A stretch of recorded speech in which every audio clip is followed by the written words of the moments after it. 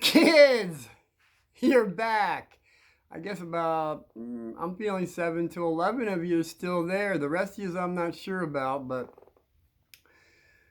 I don't care. I am concerned. I'll get into definition on that. I'm going to have to. But right now, I know people, all you little preschoolers and kindergartens, you like pizza. Pizza!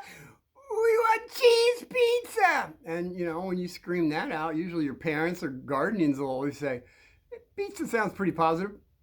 We'll order some pizza. We'll order some pizzas. And cheese pizza. Don't worry about it. You'll get pizza. It's going to be 45 minutes an hour. Just go outside and play. We'll call you. We'll call you when it comes. So there you go. You're out there playing. Pizza shows up. You see there's quite a few pizzas. You get in the house. What do you see, kids? You see pepperoni. You see anchovy, which is rather salty. Mushroom, fungia. It's an Italian word. And then you got asparagus. You got pineapple. And you're saying, "Where's my cheese pizza?" And they're saying, "Hey, look. All you have to do is take off one of the toppings." And sit down, and it'll be okay. So you sit down. This isn't cheese pizza. This is like pepperoni. Hey, look, be happy, be grateful, sit down, and be grateful. There's people that don't even have this pizza, let alone food, and that's true, kids. It's very true.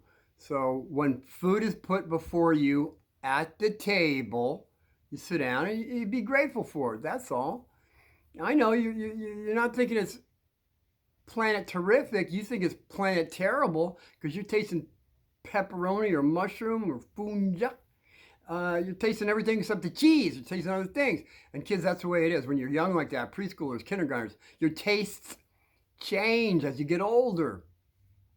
As all of us on planet terrific have different tastes on a lot of things. So food's one of them, and you little foodies. I'll get into the foundation of Uncle Martin's Food Foundation. It's basically meat to breatharianism. That means you're just drinking water and breathing.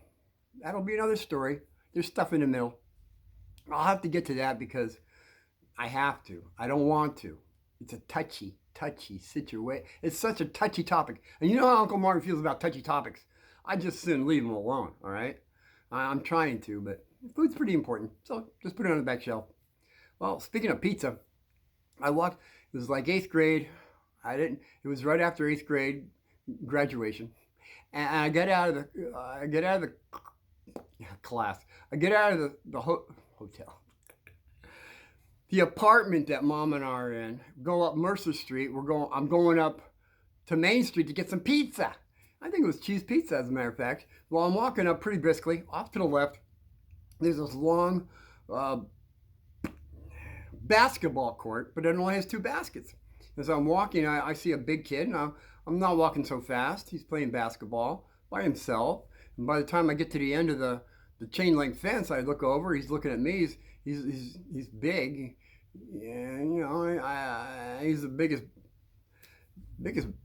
black fella that I ever saw in my life. And I just looked over, and I wasn't afraid, but he's looking at me like. I said, "Well, you want to play?" And he said, "Yeah," or actually he said, "Yep." So I said, "Okay." So I get over there, open the fence.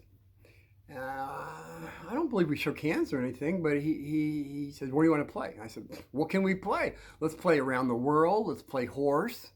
These are things you can play with 2 people pretty easily." And he said, "Yeah, you choose." We'll start with horse. We played 2. Horse, around the world, and horse. I won one of the horses. I don't know what horse it was that I won, but it was one of them. It wasn't around the world. I just want to put that in perspective. I did win one, which I thought was pretty positive since he was so big. So and then I said, "It's getting dark. I can't go out and get pizza." I said, "Man, mom's cooking dinner. You know how it is, kids. You can't mess up. You better eat everything on your plate." That's the way I was brought up. So I said, "I can't get pizza. I'll ruin my dinner." I'll see you later. He says, all right, see you later. That was the end of that. Get home. I think Mom had pork chops and applesauce and corn on the cob. That was pretty tasty. So that was that. That was that. And pretty much that was that. Oh, yeah, I keep saying, kids, I keep saying the 187, 234. I might as well get that out of the way, right? What the heck? So I believe I told you about what was going on up to a point. I'm trying to remember. Okay, I got up one flight of stairs. I was on a platform. I was looking up, and there was a real tall, skinny black student, and he was a troublemaker. Definitely a troublemaker. And hey, look.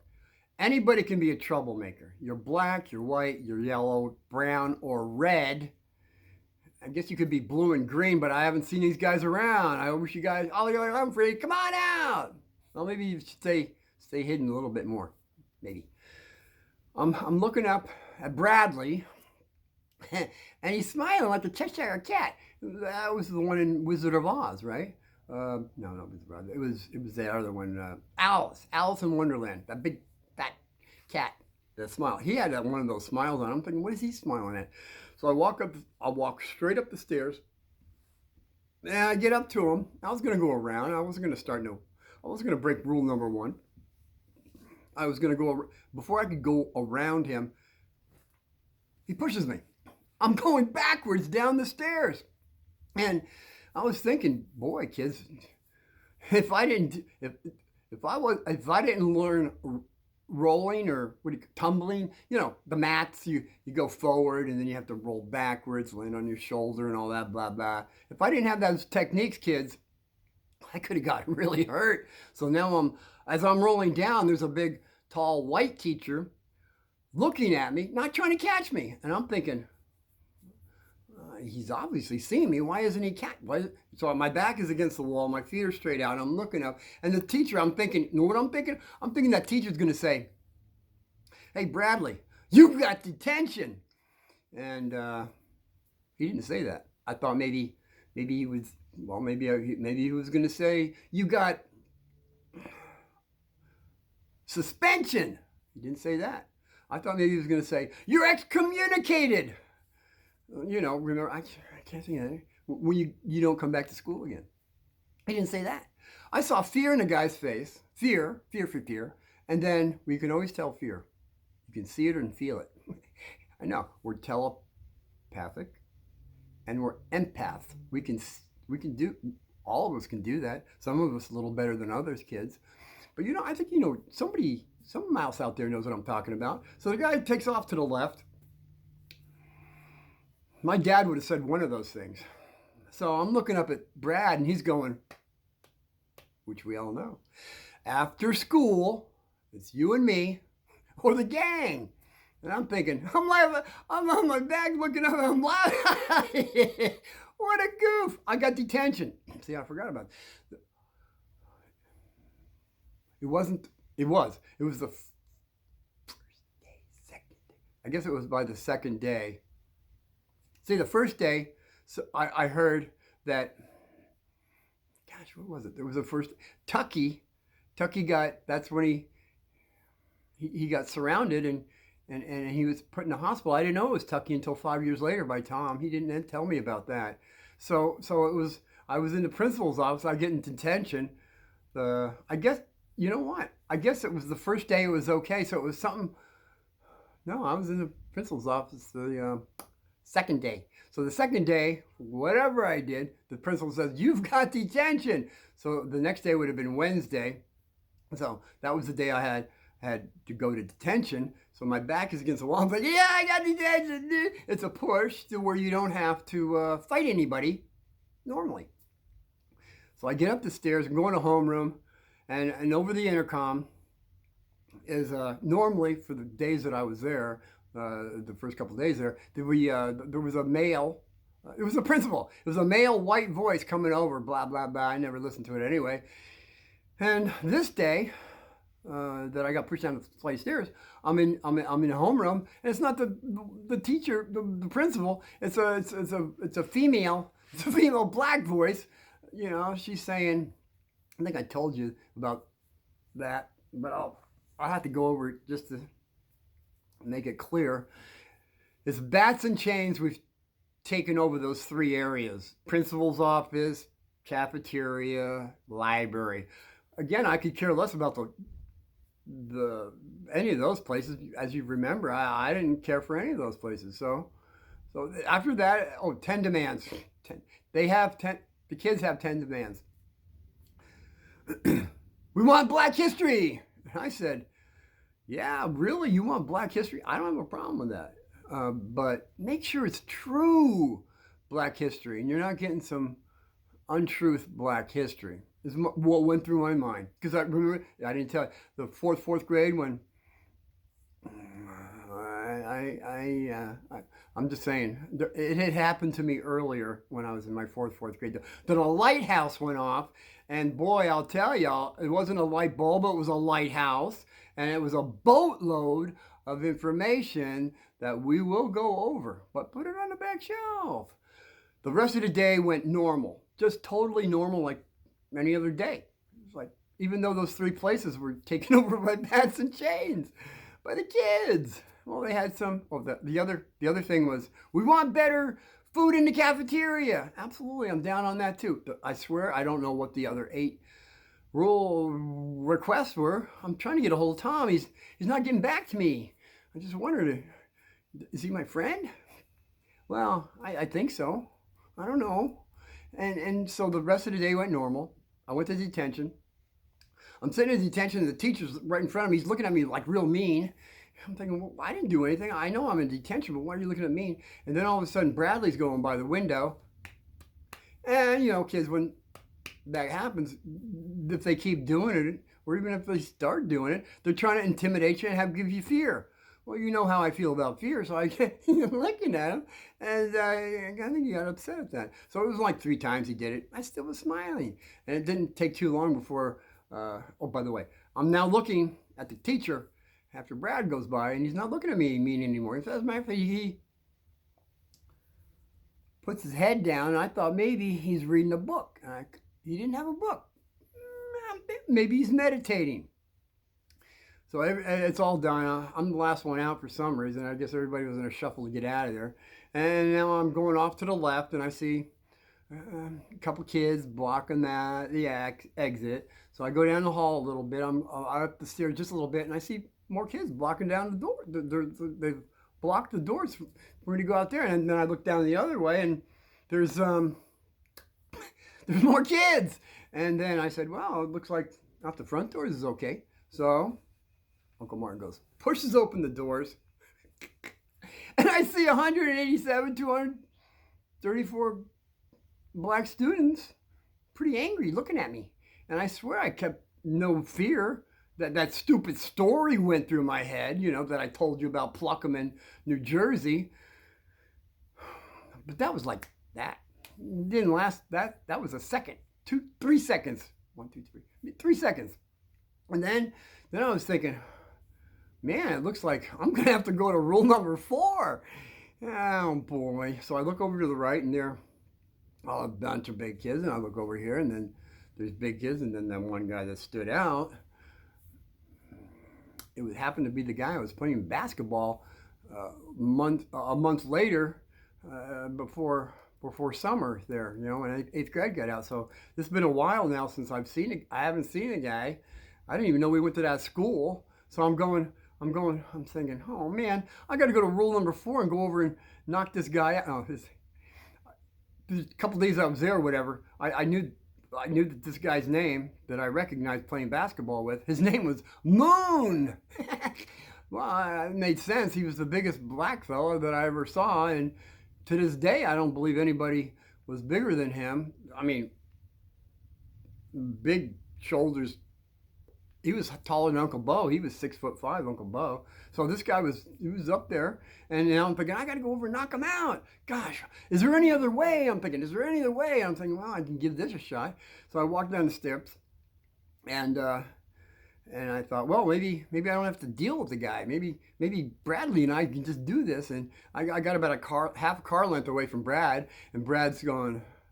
He stops, still smiling like that Cheshire cat, and he says, "Let's do what we did to the last guy."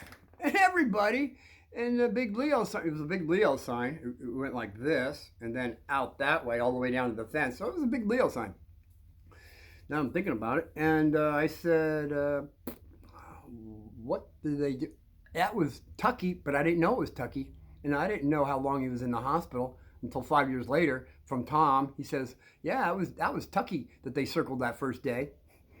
Which normally is me the first day, but so there you go. I got to recant. I said, remember, I said every first day I either had to fight somebody or arm wrestle. See, I was wrong again. I just want to keep everything truthful for anybody that's going to get me later on this.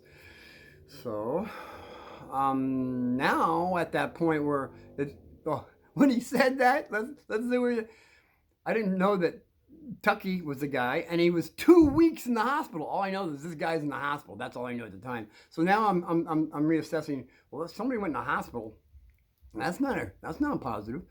And I don't think I want everybody to do what they did, whoever it was in the hospital. So I'm thinking, I guess I got to go to rule number 4. But then there's Moon. I thought I was his friend. I didn't know. And so I said, well, and I had to yell.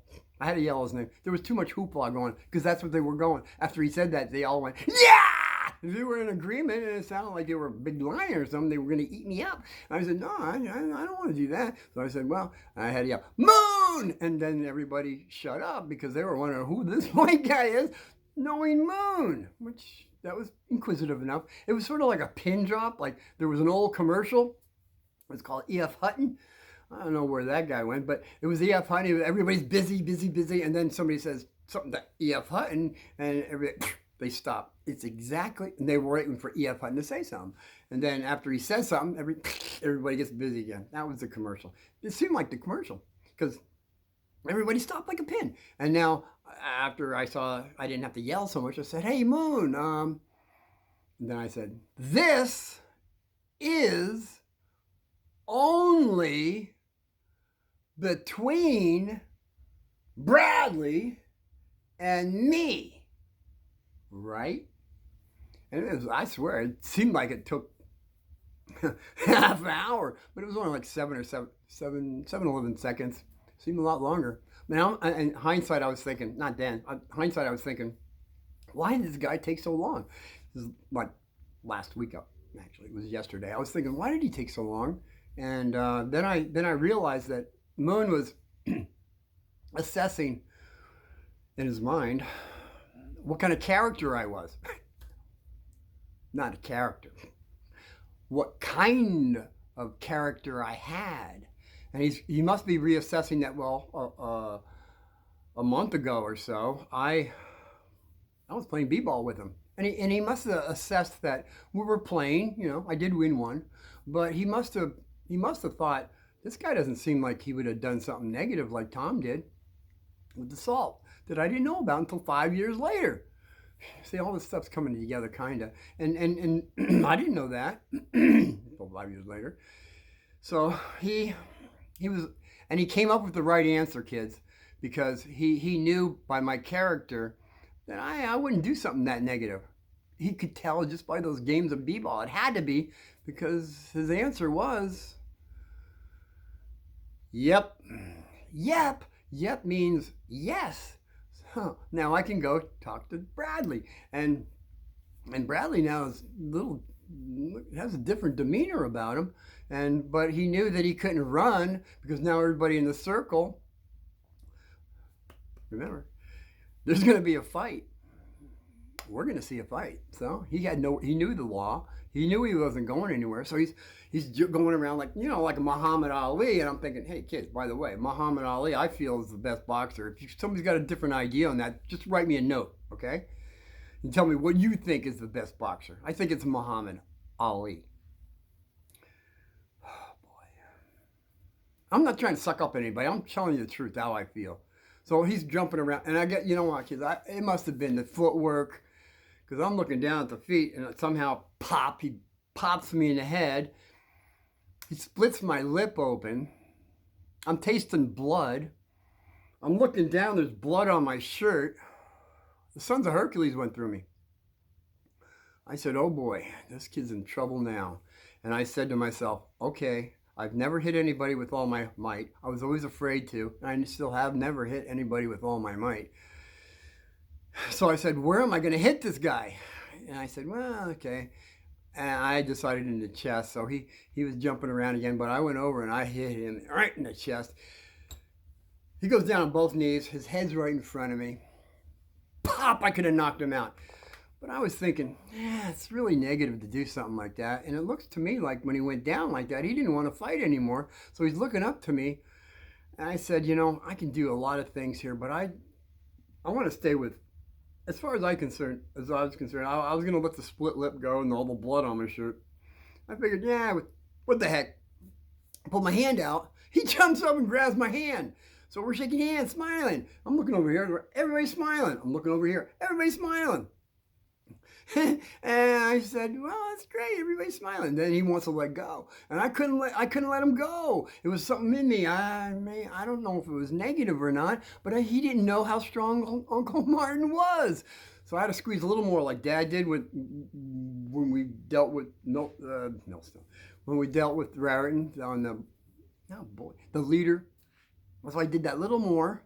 And Bradley knew where I stood on that. And then I let him go. And then he stepped back. He turns around and goes home. Everybody goes home. I went home. Well, the next day, everybody's my friend. I had friends, more friends you can shake a stick at. And I had sophomores and juniors, no seniors. Sophomores and juniors wanting to be my friend. I'm saying, kids, this is remarkable. And not only that, now that I'm thinking about it, there was the rest of the year, there was no more circles. I don't remember anybody fighting. And I don't know, I was just thinking, that's pretty positive. That's pretty positive. And that's what I was thinking about it also yesterday, that how this negative situation that I thought I was going to have to debate my way out of, because I came in second in 8th grade, you know, and I'll probably have to do that because I did have 3 fights in 8th grade, Catholic school, 52 boys, 48 girls right above us. Why do they keep saying there's 48 girls above us? So we had sex education. They were trying to get us primed to start thinking things. Now that comes to me. These nuns are tricky. They're tricky, those nuns. So I was saying the rest of the year was pretty normal. I mean, for normalcy. And I don't know if the kids ever got their Black history. We never had nobody, we had still crummy cafeteria food. I want to get a hold of Tom. Did they ever fix any of that stuff? He's not getting my calls back. And I got to find out what Tucky did the first day. I want to know. Well, I know why Tom did this negative thing with Salt, because what they did to Tucky. But what did Tucky do? I want to get a hold of Tom really bad to find out what the heck's going on. And if I promise you kids, if when I find out, I will tell you. All right. So that's about it with the kids. And then I guess I got to go. I've run out of time again. And I guess when I come back, I'll tell you about, hey, it's pretty cute. I was in 6th grade dealing with a 9th grader. He had a big black mustache. He had a thicker black mustache than I did in 12th grade. So there you go. That's what, and it'll be the 6th grade where the whole class went to 4 different schools, but we were all together. Okay, that's all I got for you right now, and until we see each other again, be well.